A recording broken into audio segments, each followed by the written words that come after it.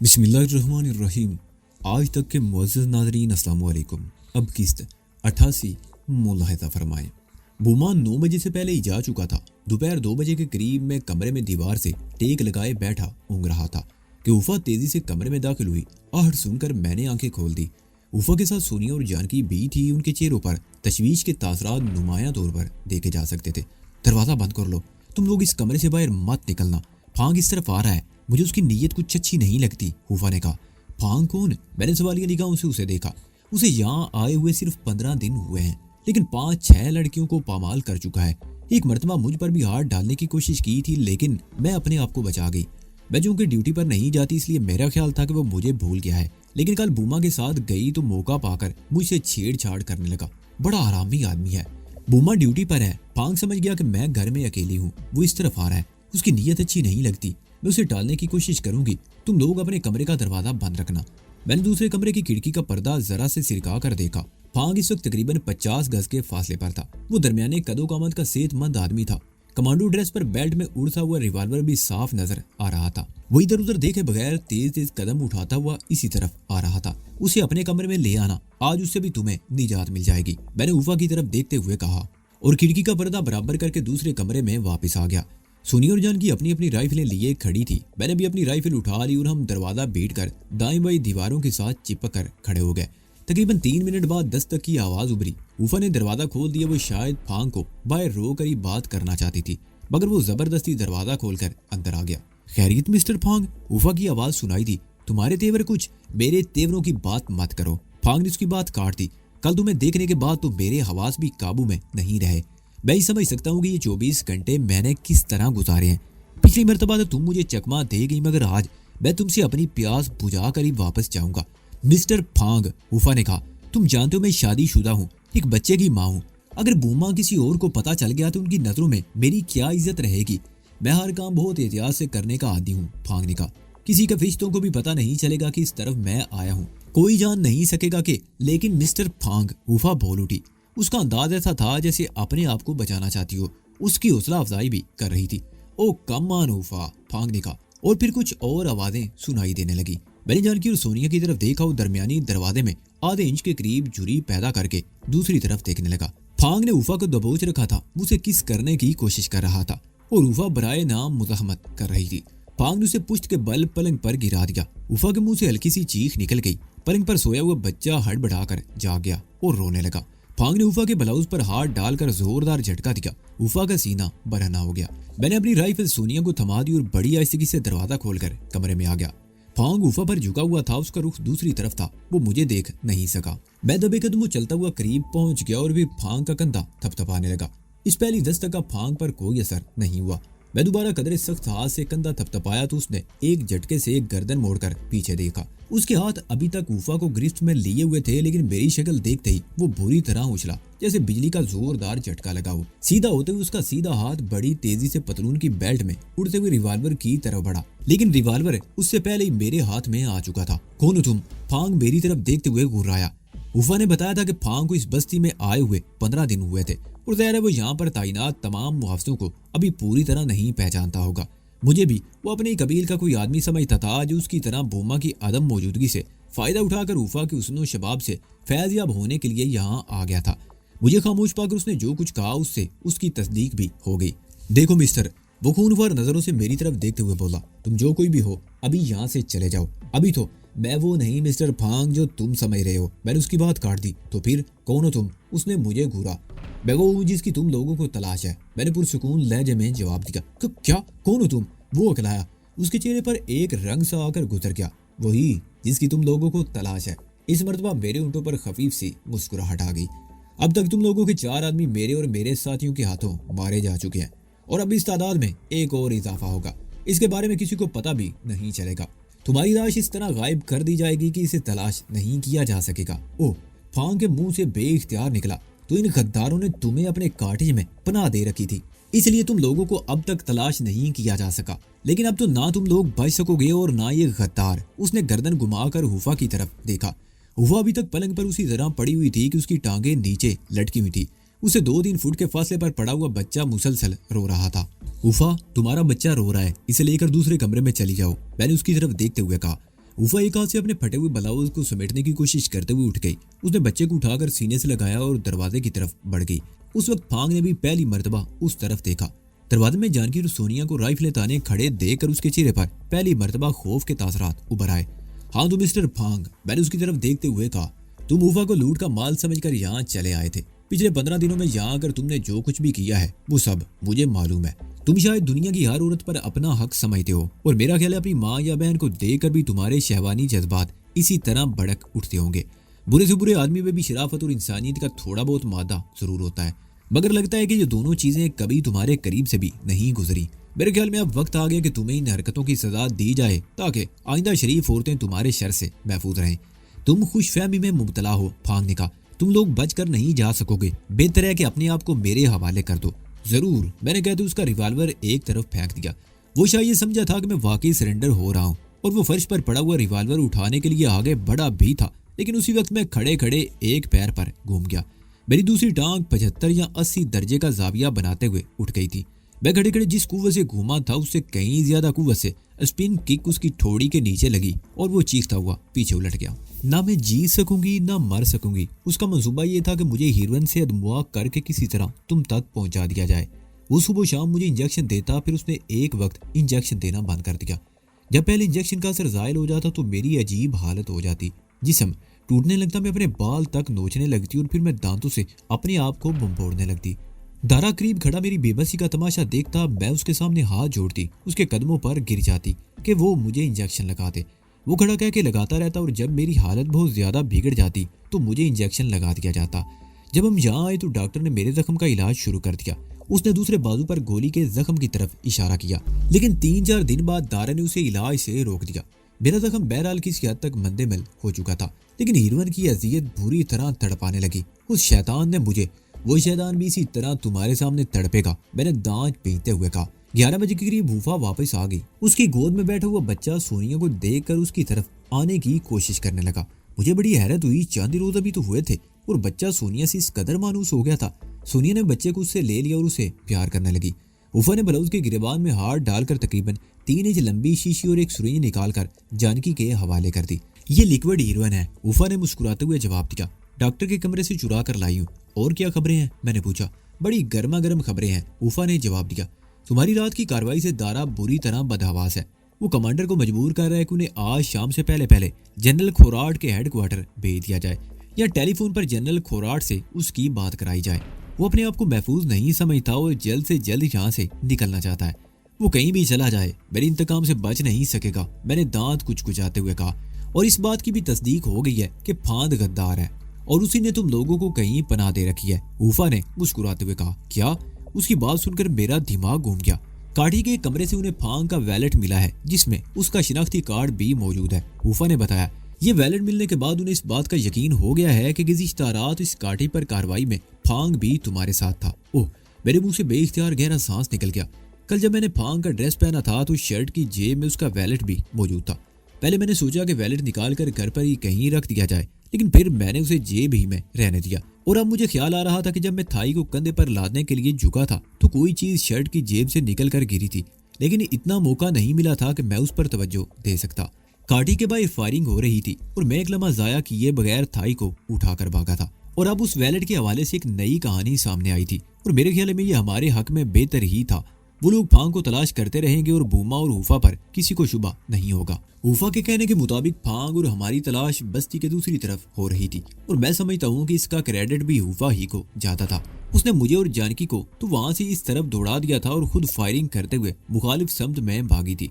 उन्होंने दूर तक उसका ताकुब किया था। ताकुब करने वाले तो उसी तरफ बढ़ते चले गए थे और ऊफा एक तवील चक्कर काट कर अपने काठी की तरफ आ गई थी। जानकी थाई पर निगाह रखे हुए थी। उसने खाना पीना तो बिल्कुल ही छोड़ दिया था। हीरोइन के बकसरत इस्तेमाल से उसकी भूख मर चुकी थी। वो पूरा दिन खैरियत से गुजर गया, मगर शाम होते होते वो बेचैन सी होने लगती। वक्त गुजरने के साथ साथ उसकी बेचैनी भी बढ़ती गई। जानकी ने उसे इंजेक्शन दे दिया, मगर मिकदार बहुत कम रखी थी। 6 बजे के करीब बूमा वापस आ गया। उसकी इतला के मुताबिक ट्राई एंगल के दूसरी तरफ दरिया की नाकाबंदी कर दी गई थी कि हमारे फरार की कोशिश को नाकाम बनाया जा सके। मजीद कि अगर आज शाम का अंधेरा फैलने तक हम लोगों का कोई सुराग ना मिला तो कल सुबह हमारी तलाश के लिए हेलीकॉप्टर को इस्तेमाल किया जाएगा اور توقع یہ تھی کہ کل صبح جنرل کھوراٹ بھی اپنے سارے کام چھوڑ کر یہاں پہنچ جائے گا۔ یہ کوئی معمولی بات نہیں تھی۔ ہم لوگوں نے ان کے گھر میں گھس کر تھائی کو چھڑا لیا تھا اور چیفاں کی ساتھی لڑکی بھی میرے ہاتھوں ماری گئی تھی۔ بوما جانکی کی بتائی ہوئی چیزوں میں سے ایک دو چیزیں کسی طرح چرا کر لے آیا تھا۔ ان میں ایک اہم ترین چیز وہ دوا تھی جو تھائی کے زخم پر لگانا ضروری تھی، ورنہ اس کے زخم بگڑ جاتے اور دونوں ہاتھ بیکار ہو جاتے۔ باہر کے حالات بہت مخدوش تھے، ہمارے لیے کاٹی سے باہر نکلنا بھی خطرے سے خالی نہیں تھا۔ اگلے دن صبح سویرے ایک ہیلی کاپٹر فضا میں پرواز کرنے لگا۔ اس ہیلی کاپٹر کو ایک مرتبہ تو میں نے بھی اوپر سے گزرتے ہوئے دیکھ لیا تھا۔ اس میں پائلٹ کے علاوہ 2 آدمی تھے جو کاپٹر میں دونوں طرف لائٹ مشین گنوں کے ساتھ الرٹ بیٹھے ہوئے تھے۔ اس روز دوپہر کے وقت جنرل کھوراٹ بھی پہنچ گیا۔ وہ اگرچہ صرف 1 گھنٹہ یہاں رکا تھا، مگر اس کے 1 گھنٹے نے جو ہنگامہ کھڑا کیا تھا اس نے اس یونٹ کے کارکنوں کو ہلا کر رکھ دیا تھا۔ کئی کارکنوں کو دوسرے علاقوں میں بھیج دیا گیا اور ان کی جگہ دوسرے علاقوں سے کچھ نئے کارکن یہاں طلب کر لیے گئے تھے۔ میرا خیال تھا کہ دارا جنرل کھوراٹ کے ساتھ چلا گیا ہوگا، لیکن کھوراٹ نے اسے مزید 2-4 دن یہیں رکنے کو کہا تھا۔ اس کی تفصیلات شام کو بوما نے بتائی تھی۔ اس کے کہنے کے مطابق جنرل کھوراٹ کے پاس کچھ غیر ملکی مہمان آئے ہوئے تھے اور وہ ان سے کچھ کاروباری معاملات میں مصروف تھا۔ ان کے جانے کے بعد وہ انہیں وہاں بلا لے گا۔ اس کا مطلب ہے کہ ہم دوبارہ ٹرائی کر سکتے ہیں۔ میں نے کہا مشکل ہے، بوما نے جواب دیا۔ کل رات میں اتفاق تھا کہ دارا اور کیم کمانڈر کے کاٹیج میں رک گئے تھے۔ آج صبح انہیں کمانڈر کے ساتھ والے کاٹیج میں منتقل کر دیا گیا ہے اور 4 محافظ تعینات کر دیے گئے ہیں۔ وہ چند لمحوں کو خاموش ہوا، پھر بولا، کمانڈر کا خیال ہے کہ آپ بیمار عورت کو ساتھ لے کر زیادہ دور نہیں گئے ہوں گے۔ وہ لوگ قربہ جوار کی پہاڑیوں پر توجہ دیے ہوئے ہیں۔ اس طرف کی پہاڑیوں میں لاتعداد غار ہیں اور وہ کمانڈر سمجھتا ہے کہ پھانگ تم لوگوں کے ساتھ کسی غار ہی میں چھپا ہوا ہے۔ اچھا ہے، وہ لوگ اسی طرف مصروف رہے۔ میں نے کہا 2 دن اور گزر گئے۔ ان 2 دنوں کے دوران میں ہیلی کاپٹر دن کے وقت مسلسل فضا میں پرواز کرتا رہا۔ میرے خیال میں انہوں نے چپا چپا چھان مارا تھا، لیکن انہیں مایوسی اور نامرادی کے سوا کچھ نہیں ملا تھا۔ یہاں ہیروئن تیار کرنے کی 2 لیبارٹریاں بھی تو ہیں۔ تیسرے روز میں نے بوما سے باتیں کرتے ہوئے کہا، اگر تم کسی لیبارٹری کے خلاف کوئی کارروائی کرنے کی سوچ رہے ہو تو یہ خیال ذہن سے نکال دو۔ بوما نے کہا، جس روز پھانگ کے غائب ہونے کا پتہ چلا تھا اسی روز دونوں لیبارٹریوں پر سخت پہرا لگا دیا گیا تھا۔ اس طرف جانے کا تصور بھی نہیں کیا جا سکتا۔ ہم ان وردیوں سے فائدہ تو اٹھا سکتے ہیں۔ میں نے کہا، ویسے بھی کچھ نئے گارڈ یہاں بلا لیے گئے ہیں، وہ سب لوگ ایک دوسرے کو اچھی طرح تو نہیں پہچانتے ہوں گے۔ اگر رات کے وقت یہ وردیاں پہن کر کسی لیبارٹری میں داخل ہونے کی کوشش کی جائے تو میرا خیال ہے کہ تم موت کے منہ میں جانے کی بات کر رہے ہو۔ بوما نے میری بات کاٹ دی۔ موت تو ہمیں چاروں طرف سے گھیرے ہوئے ہے۔ میں نے کہا، ہم اگر ایک قدم اور آگے بڑھ جائیں گے تو میرا خیال ہے اس سے کوئی فرق نہیں پڑے گا۔ تمہیں صرف اتنا معلوم کرنا ہے کہ کسی ایک لیبارٹری پر محافظوں کی تعداد کتنی ہے اور ان کی ڈیوٹیاں کب تبدیل ہوتی ہیں۔ یہ ساری تفصیلات معلوم ہو جائیں تو ہمیں کچھ آسانی ہو جائے گی۔ ٹھیک ہے، بوما نے چند لمحوں کی خاموشی کے بعد کہا، میں کل یہ ساری معلومات حاصل کر لوں گا۔ میرا خیال ہے 2 نمبر والی لیبارٹری مناسب رہے گی۔ وہ یہاں سے زیادہ دور نہیں۔ کس طرف ہے اور کتنے فاصلے پر ہے؟ میں نے پوچھا۔ یہاں سے تقریباً 1 میل شمال کی طرف 3-4 چھوٹی چھوٹی پہاڑیاں ہیں اور لیبارٹری ان کے دامن میں ہے، بوما نے جواب دیا۔ اسی رات میں جانکی اور سونیا سے بھی اس منصوبے پر بات کرتا رہا۔ انہوں نے بھی میری مخالفت کی تھی۔ ہم تو پہلی موت کے اس جال میں پھنسے ہوئے ہیں۔ جانکی نے کہا، اب تک ہم نے جو کچھ بھی کیا ہے دارا کے خلاف کیا ہے۔ جنرل کھوراٹ کے خلاف ہم نے براہ راست کچھ نہیں کیا۔ اس کے چند آدمی اگر مارے گئے ہیں تو دارا کی وجہ سے، لیکن لیبارٹری میں کسی قسم کی کارروائی جنرل کھوراٹ سے براہ راست دشمنی مول لینے کے مترادف ہوگی۔ اس لیے دشمنی؟ میں نے جانکی کی بات کاٹ دی۔ اتنا کچھ ہونے کے بعد اب کیا باقی رہ گیا ہے؟ جنرل کھوراٹ تھائی لینڈ میں شہنشاہ کے خلاف براہ راست سازش میں ملوث رہا ہے۔ تھائی لینڈ میں دارا کو بھی اس کی مکمل حمایت حاصل تھی، جس کی بنا پر دارا قتل و غارت کرتا رہا اور اب جنرل کھوراٹ ہی اسے یہاں پناہ دیے ہوئے ہے۔ یہ سب کچھ ہونے کے بعد بھی تم یہ سمجھتی ہو کہ جنرل کھوراٹ سے ہماری کوئی دشمنی نہیں؟ اس کے کئی آدمی اب تک ہمارے ہاتھوں مارے جا چکے ہیں، لیکن اس کی نظروں میں انسانی زندگی کی کوئی اہمیت نہیں ہے۔ انسان اور کتے کا مر جانا اس کے لیے ایک برابر ہے، لیکن وہ اپنا مالی نقصان برداشت نہیں کر سکے گا۔ میں سمجھی نہیں۔ جانکی نے الجھی ہوئی نظروں سے میری طرف دیکھا۔ ہم 1 یا 2 لیبارٹریاں تباہ کر کے دنیا کو پوری طرح ہیروئن کی لعنت سے نجات نہیں دلا سکتے، لیکن جنرل کھوراٹ یہ نقصان برداشت نہیں کر سکے گا۔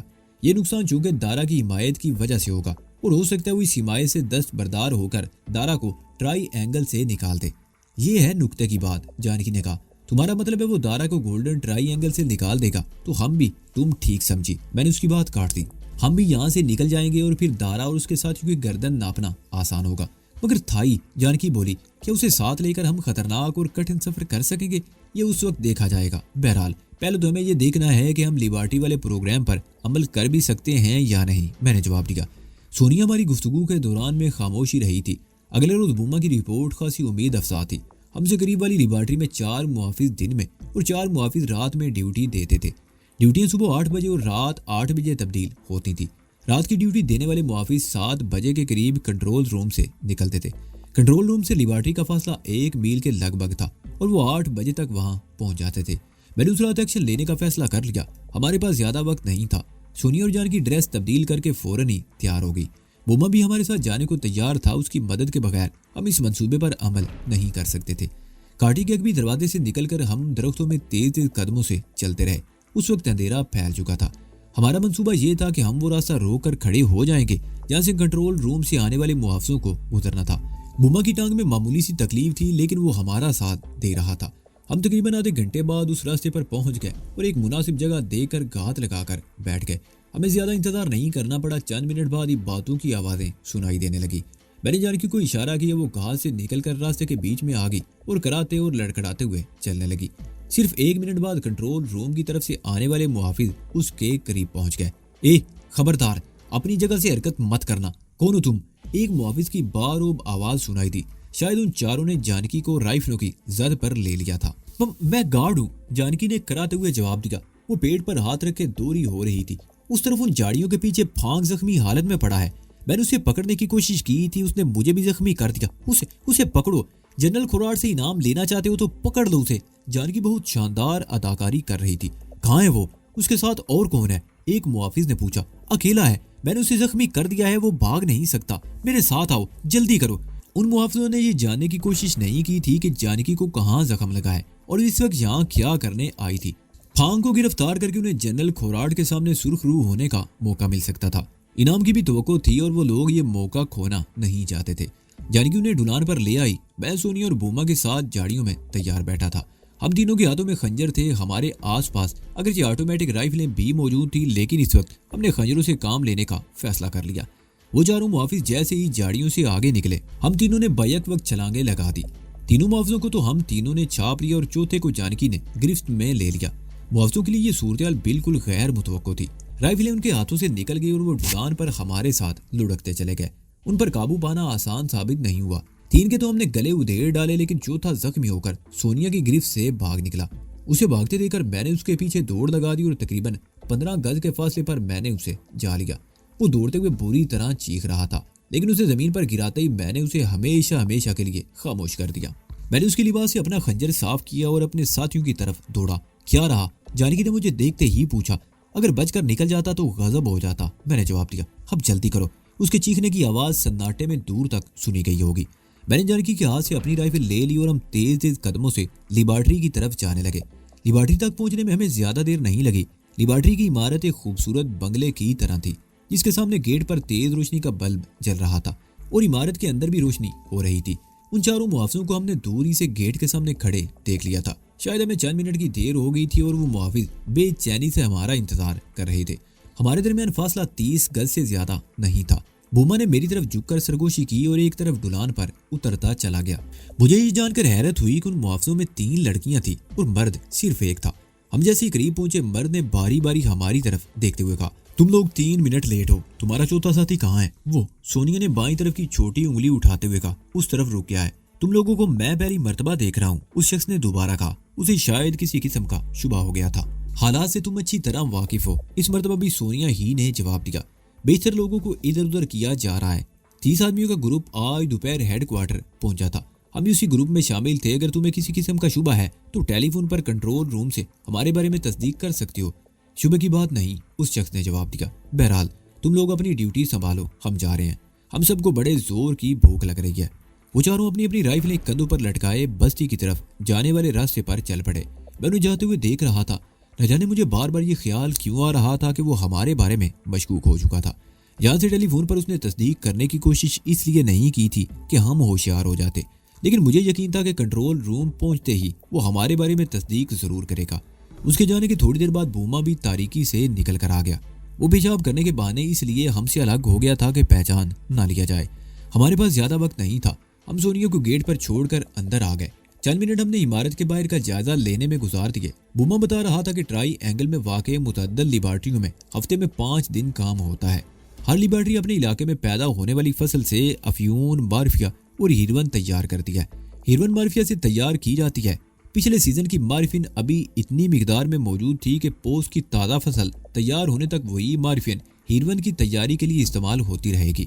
ہم عمارت کے اندر آ گئے۔ مرکزی ہال میں داخل ہوتے ہی میری آنکھیں کھلی کی کھلی رہ گئی۔ مرکزی سفید دودھیا روشنی میں کئی جدید ترین مشینیں اور آلات نصب تھے۔ یہ وہ مشینیں تھیں جن سے مارفین سے ہیروین اور دیگر منشیات تیار کی جاتی تھی۔ وہ 4 آدمی تھے جو سفید لیب کوٹ پہنے ہوئے مختلف مشینوں کے پاس کھڑے اپنے اپنے کام میں مصروف تھے۔ میں نے بوما کو وہیں رکنے کا اشارہ کیا، جانکی کو دائیں طرف بھیج دیا اور خود بائیں طرف بڑھ گیا۔ 2 ڈاکٹروں نے ہمیں دیکھ لیا تھا۔ پہلے تو خیال نہیں کیا، پھر ان میں سے ایک چونک گیا۔ وہ تیز قدم اٹھاتا ہوا اپنے دوسرے ساتھی کے قریب پہنچ گیا اور اس کے کان میں سرگوشی کر کے آگے بڑھ گیا، اور پھر ان میں سے ایک آدمی جیسے ہی دیوار میں لگے ہوئے سوئچ بورڈ کی طرف بڑھا، بوما نے فائر کر دیا۔ وہ آدمی چیخ کر نیچے گرا، اس کے ہاتھ میں گولی لگی تھی۔ وہ شخص الارم کا بٹن دبانے جا رہا تھا۔ بٹن دبتے ہی کنٹرول روم میں الارم بجنے لگتے اور لاتعداد محافظ اس طرف دوڑ پڑتے۔ تم چاروں ایک طرف جمع ہو جاؤ، اس میز کے پاس، جلدی کرو۔ بوما نے چیختے ہوئے دیوار کے قریب پڑی ہوئی میز کی طرف اشارہ کیا۔ تم چاروں ایک طرف جمع ہو جاؤ، اس میز کے پاس، جلدی کرو۔ بوما نے چیختے ہوئے دیوار کے قریب پڑی ہوئی میز کی طرف اشارہ کیا۔ وہ چاروں میز کے قریب جمع ہو گئے۔ انہوں نے خود بخود ہاتھ سر سے بلند کر لیے تھے۔ ہتھیار پھینک دو بوما، ورنہ میں اس لڑکی کی کھوپڑی اڑا دوں گا۔ یہ آواز سن کر میں نے تیزی سے مڑ کر اس طرف دیکھا۔ سفید لیب کوٹ والا ایک آدمی جانکی کی کنپٹی سے ریوالور لگائے کھڑا تھا۔ میرے منہ سے گہرا سانس نکل گیا اور میں نے بوما کی طرف دیکھتے ہوئے اپنی رائفل پھینک دی۔ تم تو چھپے رستم نکلے، وہ شخص بوما کی طرف دیکھتے ہوئے اونچی آواز میں بولا۔ سب لوگ یہی سمجھ رہے تھے کہ ان لوگوں کو پھانگ نے پناہ دے رکھی ہے، اور اس رات دارا والے کاٹھی پر حملے میں بھی وہ شریک تھا۔ کاٹھی کے کمرے سے ملنے والا پھانگ کا ویلٹ تو کم از کم اس شبے کی تصدیق کرتا تھا، لیکن اب پتا چلا کہ ہم اس بیچارے کو بلا وجہ ہی مردے الزام ٹھہراتے رہے تھے۔ اب یہ بات میں پورے وثوق سے کہہ سکتا ہوں کہ پھانگ کو تم لوگوں نے قتل کر کے اس کی لاش غائب کر دی ہے، اور سب لوگ یہی سمجھتے رہے کہ وہ غداری کر کے مداخلت کاروں سے مل گیا ہے اور اس نے ان لوگوں کو پناہ دے رکھی ہے، لیکن غدار وہ نہیں، تم ہو۔ تم نے انہیں اپنے کاٹھی میں پناہ دے رکھی ہے اور اس لیے ان لوگوں کو اب تک تلاش نہیں کیا جا سکا۔ میں بتاتا ہوں یہ سب کچھ کس طرح ہوا ہوگا۔ وہ چند لمحوں کو خاموش ہوا، پھر بات جاری رکھتے ہوئے بولا، میری بات سمجھ میں کچھ اس طرح آتی ہے کہ دوسری 2 لڑکیوں کی طرح تمہاری بیوی سے بھی دل بہلانا چاہتا تھا۔ ہو سکتا ہے وہ اسی نیت سے تمہارے کاٹھی کی طرف گیا ہو اور وہاں ان لوگوں سے سامنا ہو گیا ہو۔ اس کی زندگی ان لوگوں کے لیے بلکہ تم لوگوں کے لیے موت کا پیغام بن سکتی تھی، اس لیے انہوں نے پھانگ کو قتل کر کے لاش غائب کر دی، اور مجھے یقین ہے وہ لاش تمہارے کاٹھی کے آس پاس ہی کسی جگہ دفن کی گئی ہوگی۔ اسے تلاش کر لیا جائے گا، لیکن یہ بات میری سمجھ میں نہیں آ سکی کہ تم نے جنرل کھوراٹ سے غداری کیوں کی۔ انہوں نے تمہیں ایسا کیا لالچ دیا کہ تم یہ انتہائی خطرناک قدم اٹھانے پر مجبور ہو گئے؟ میں نے جنرل کھوراٹ سے غداری نہیں کی ڈاکٹر کروگ، بوما نے جواب دیا۔ جنرل کھوراٹ سے انہیں بھی کوئی دشمنی نہیں، یہ تو دارا اور اس کے ساتھیوں کے تعاقب میں یہاں آئے تھے۔ دارا ان کے ماں باپ کا قاتل ہے، اس نے درجنوں بے گناہوں کو موت کے گھاٹ اتارا ہے۔ وہ دنیا کا شفاق ترین آدمی ہے، آدمی نہیں خونی بھیڑیا ہے۔ اس کی صفاقی کا مظاہرہ تم دیکھ چکے ہو۔ وہ ان کی ایک دوست تھائی کو اٹھا لایا تھا جو زخمی تھی۔ تم نے اس کا علاج شروع کیا تو 2-3 دن بعد دارنزو میں علاج سے روک دیا۔ اس نے تھائی کو ہیروین کا عادی بنا دیا اور پھر وہ اپنے حیوانی جذبات کی تسکین کے لیے اسے تڑپاتا رہا۔ وہ ایک بے بس اور کمزور عورت پر ظلم کر کے خوش ہو رہا ہے، لیکن وجدان کا نام سنتے ہی خوف سے تھر تھر کانپنے لگتا ہے۔ وہ اس کے نام سے اس قدر خوف زدہ ہے کہ محافظوں کی موجودگی کے باوجود اسے رات کو نیند نہیں آتی۔ کیا ایسے شخص کو زندہ رہنے کا حق ہے؟ میں نے صرف دارا اور اس کے ساتھیوں کے خلاف ان کا ساتھ دیا۔ میں نے جنرل کھوراٹ سے غداری نہیں کی۔ میں نے سوچا کہ یہ لوگ دارا سے اپنا انتقام لے کر واپس چلے جائیں گے تو میں پہلے کی طرح یہاں جنرل کھوراٹ کے لیے خدمات انجام دیتا رہوں گا۔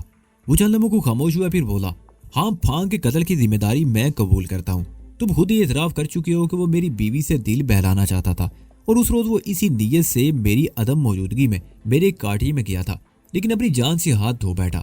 تمہارا یہ خیال بالکل درست ہے کہ اس کی لاش میرے کاٹھی کے پچھلی طرف درختوں کے نیچے دفن ہے، اور جس رات دارا کی کاٹھی پر حملہ کیا گیا تھا وجدان نے پھانگ کا ڈریس پہن رکھا تھا، اور اس کی جیب سے پھانگ کا ویلٹ وہاں گر گیا، اور اس سے یہ سمجھ لیا گیا کہ پھانگ غدار ہے اور ان لوگوں کے ساتھ مل گیا ہے۔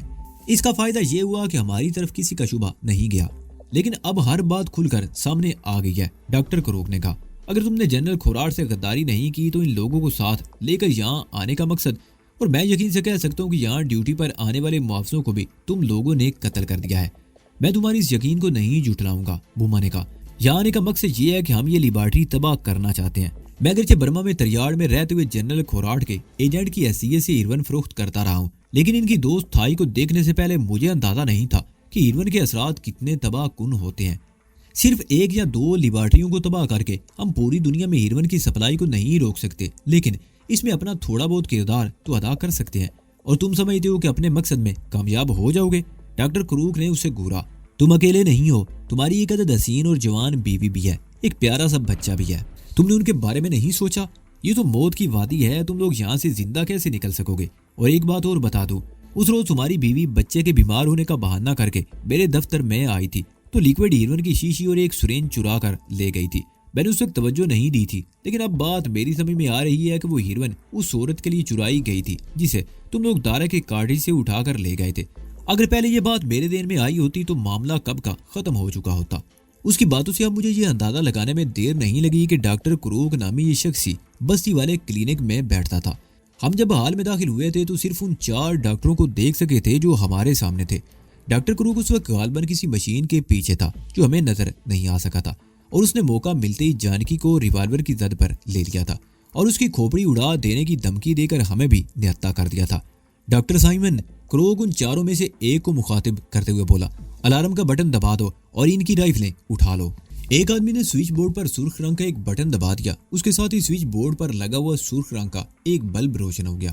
کنٹرول روم میں بجنے والے الارم سے ان لوگوں کو اطلاع مل گئی ہے کہ یہاں کوئی گڑبڑ ہے، ڈاکٹر کروک نے کہا۔ درجنوں محافظ چند منٹ میں یہاں پہنچ جائیں گے اور تم لوگوں کی کہانی ختم ہو جائے گی۔